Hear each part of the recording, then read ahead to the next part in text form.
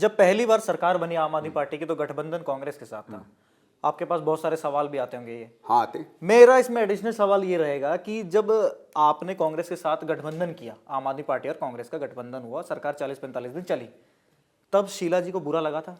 देखो क्या हुआ था, मैं तो उस समय था वहां, हम लोग घर में बैठे थे और ये बात आई तो जो 7-8 हमारे विधायक चुनकर आए थे वो आ गए थे घर पे। तो ये बात चली कि भाई क्या किया जाए, तो उसके ये हुआ कि चलो अगले दिन तय करेंगे। तो उनमें से 4-5 ऐसे विधायक थे, वो ये कहने लगे कि साहब हमारे जो वोटर हैं वो ये कह रहे हैं कि अगर दोबारा चुनाव हुआ तो हम तो केजरीवाल को वोट देंगे, मतलब आप सब हार जाओगे। तो उनका ये कहना था कि हम तो समर्थन आम आदमी पार्टी को देंगे, क्योंकि नहीं तो हम तो इलाके से साफ हो जाएंगे। तो मैडम को उस समय इस्तीफा दे दिया था, पीसीसी का प्रेसिडेंट नया बन गया था। तो मैडम का ये था ठीक है भाई आपको जो करना करो। तो उन्होंने ये कहा कि नहीं आप भी हमारा समर्थन करिए। तो मुझे मालूम है उन्होंने मुझसे कहा कि ये गलत बात है, मतलब नहीं हमें करना चाहिए। लेकिन जब विधायकों ने कहा तो उसके बाद जो भी हमारे याद नहीं, जनरल सेक्रेटरी कौन थे हमारे, जनरल सेक्रेटरी था, फिर शायद वो लोग एआईसीसी में किसी से मिलने गए और उनका ठीक है आप समर्थन डिक्लेयर कर दीजिए। तो इतना मुझे मालूम है कि वो इससे इत्तेफाक नहीं रखती थी, उनको नहीं लगता था कि हमें समर्थन देना चाहिए, क्योंकि उनका ये था कि भाई सरकार बनाना हमारी जिम्मेवारी थोड़ी है। उन्होंने मुझसे भी कहा कि भाई सरकार, लोगों ने तो हमसे कहा कि तुम विपक्ष बनाने लायक भी नहीं हो। एक तरीके से 8 सीटें दी तो कहा कि आप विपक्ष बनाने लायक भी नहीं हो। तो मुझसे कहने लगे कि जब हम विपक्ष बनाने लायक भी नहीं है तो हम सरकार बनाने लायक कैसे हो सकते, आपस में जूझे दोनों। ये था उनका, बीजेपी और कांग्रेस और बीजेपी और आम आदमी पार्टी आपस में जूझे। हाँ ठीक है, अगला मेरा इसमें आगे ही रहेगा। अभी 2024 के लोकसभा चुनाव हुए, इंडिया गठबंधन का हिस्सा भी थे आप लोग और आम आदमी पार्टी भी उसमें थी। दिल्ली का ही मंच था जहां पर सुनीता केजरीवाल और सोनिया गांधी जी साथ में थे, एक मंच सजा था, सब साथ में थे इकट्ठा। हरियाणा चुनाव आए, आप लोगों ने कहा कि हमें 10 सीटें दीजिए, वहां पर कांग्रेस ने मना कर दिया, ठीक है, आम आदमी पार्टी को मना कर दिया। अब दिल्ली की बारी आई तो सबसे ज्यादा खुश जो है इस समय कांग्रेस के लोग हैं कि सही है गठबंधन नहीं हुआ, दिल्ली कांग्रेस के लोग। सही बोल रहा हूं मैं? हाँ है। अब चुनाव आसानी से लड़ेंगे?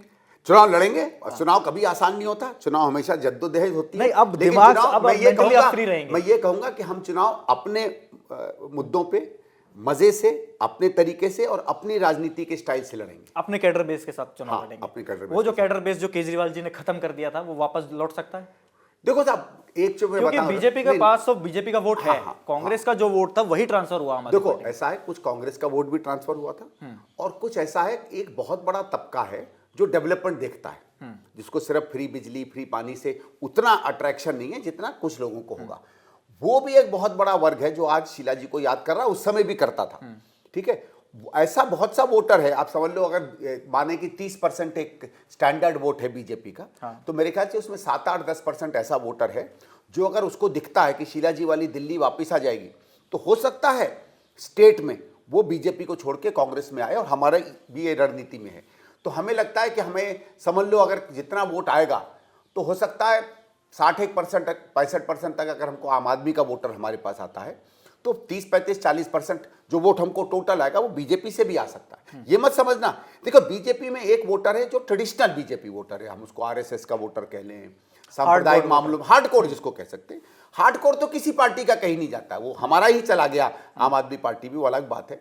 और एक और है, आज जैसे हमारे पास 5-6% वोट है, शायद पिछली बार के 6% मैं ये मानता हूं कि हमारा कोर वोटर जो है, ऑल्दो हमारा लॉयल वोटर वो नहीं है, हमारा कोर वोटर कोई 13-14-15% है। क्यों मैं बताता हूं, बहुत सा ऐसा वोटर है कांग्रेस का जो सबसे प्राथमिक रूप से चाहता है कि बीजेपी नहीं जीते, तो वो कांग्रेस को चाहता है, वोट बीजेपी को आम आदमी को कर रहा है कि बीजेपी नहीं जीते। उसे अगर लगेगा कि नहीं उसकी अपनी पार्टी अब जीतने की स्थिति में है तो वो हमारा नेचुरल वोटर हमारे पास आ जाएगा। फिर हमको आम आदमी पार्टी से 10-12% वोट ही खींचना है, और अगर उतना हमने बीजेपी से खींच लिया तो फिर जैसे आपकी दिल्ली में कहते हैं बल्ले बल्ले। आप इतना इजी बता रहे हैं लेकिन इतना इजी होने नहीं वाला है। 18,000 रुपए पुजारियों को देने का वायदा कर दिया, 2100 रुपए महिलाओं को। केजरीवाल जी कह रहे हैं हमने तो सब वर्ग को खुश कर दिया है। नहीं वो है, हम सबके साथ। हमारा चैलेंज 2100 ही रहेगा, क्योंकि देखो एक है, देखो ऐसा है कहना नहीं चाहिए, पर जब आप वोटर को एक तरीके से बिल्कुल निर्भर बनाने की कोशिश करते हो और चाहते हो कि वो हर चीज में आपके लिए लालायित रहे, तो उसमें एक अट्रैक्शन इस चीज का होता है। लेकिन वो अट्रैक्शन 2 चीजों से यहां टूटता है। एक ये कि आपने पंजाब में क्यों नहीं किया, और ये मैंने कई जगहों पे अब की बार कैंपेनिंग कर रहा हूं, जो थोड़ी भी अवेयर महिलाएं हैं वो महिलाओं के समूह में आपस में चर्चा कर रही हैं। तो अगर हमारे कार्यकर्ता और हमारे लोगों ने ये चर्चा बढ़ा दी तो लोगों के मन में संदेह आने लगेगा कि यार वहां नहीं दिया है तो यहाँ कैसे दे देंगे। फिर यह है कि क्योंकि ये कोई इनकी अपनी स्कीम तो थी नहीं, और इन्होंने अपनी स्कीम होती तो ये पंजाब में करते, हमने कर्नाटक में किया, हमने और जगहों पे किया, भारतीय जनता पार्टी ने भी चुनाव के पहले महाराष्ट्र में कर दिया, मध्य प्रदेश में कर दिया। तो हम लोगों की तो एक क्रेडिबिलिटी है, और इसके काउंटर में जब हम अपनी स्कीम्स लेकर आएंगे तब आप देखिएगा हमारे पास भी बहुत कुछ होगा उन्हीं महिलाओं को कहने का। अभी क्या है, कोरे कागज पर इनका 2100 लिखा हुआ है, सफेद कागज पे। जब 2100 के साथ साथ और पार्टियां अपना बात कहेंगी तब लोग इधर उधर भी देखेंगे, तो इतना उनके लिए भी आसान नहीं हो जाएगा। देखो, चुनाव कोई भी मुश्किल नहीं होता है, लेकिन कभी कभी अगर आप एक माहौल बना दें तो चीजें पलट भी जाती हैं।